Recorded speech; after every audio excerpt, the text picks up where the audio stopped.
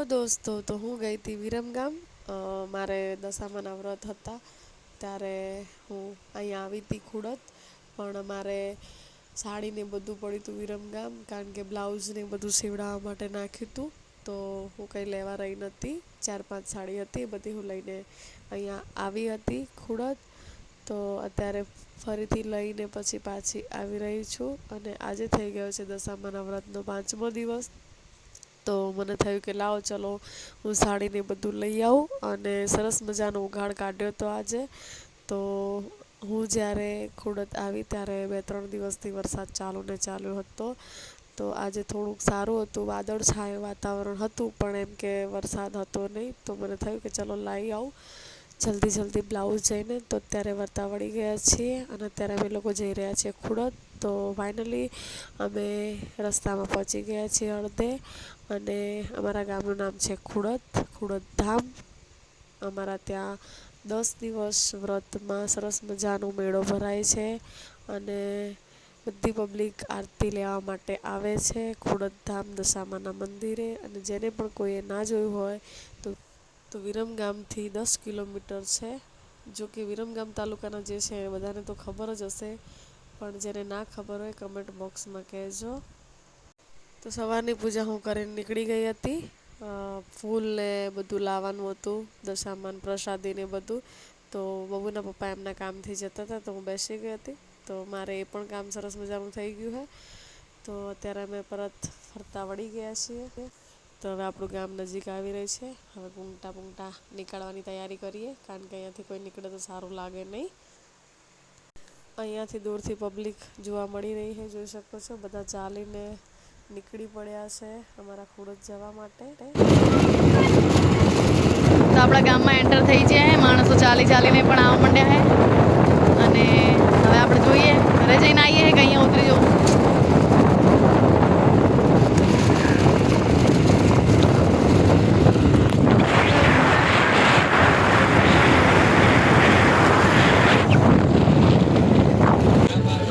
આ હે અમારા મંચુરિયનની લારી. આ હે મંદિર. ઘરે જઈને અમે આવીશું પાછા. હા,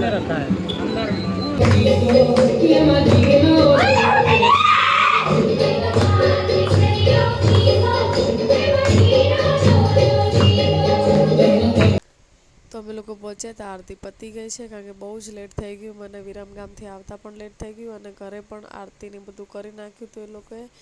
તો અહીંયા આપણે ગોદાવરી માતાજીના દર્શન કરી લઈએ. કે આપણા ઘરની અંદર જો દર્શન કરવા થઈને તો આપણા જ ઈશ્વરનું મંદિર છે, આપણી જ ભગવતી છે.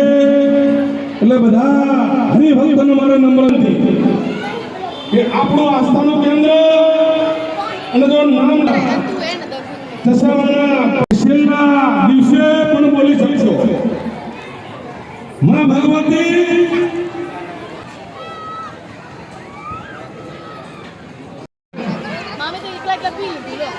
મિત્રો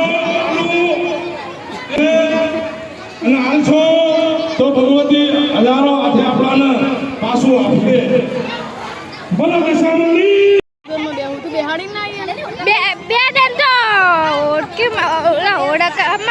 એકદમ અને એકદમ ઓલી ગાડીમાં પૈસા આપ્યા હતા? 10 રૂપિયા. અને બીજા લઈ લેજો. આ 20 રૂપિયા.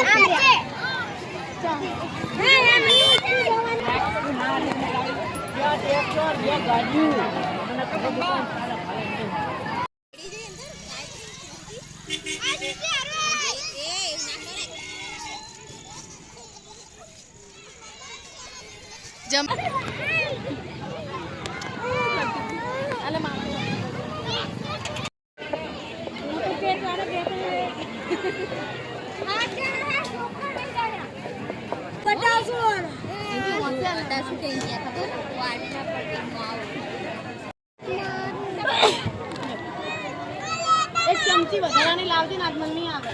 આ બધી ફરક ખરા અભી આરતી પતિ જઈ પછી પહોંચ્યા ને હવે આયા અંધારો થાય ઘરે. અંધારે હો हमको हमारे पीछे કારણ કે ગાઈસ છે ને અમે ઘણું બધું સ્પીડમાં પહોંચ્યા પણ હે ને આરતી તો પતી ગઈ બોલે પણ દર્શન તો કરીને આયા આરતી તો આરતી લીધી પણ આરતી ને થાળ બે પતી ગયો તમને જોતા જોતા બોલો અમે પાછા વળ્યા હવે અમે ઘરે જઈએ અમે પાછા વળ્યા ત્યારે અમને ગાય વાહે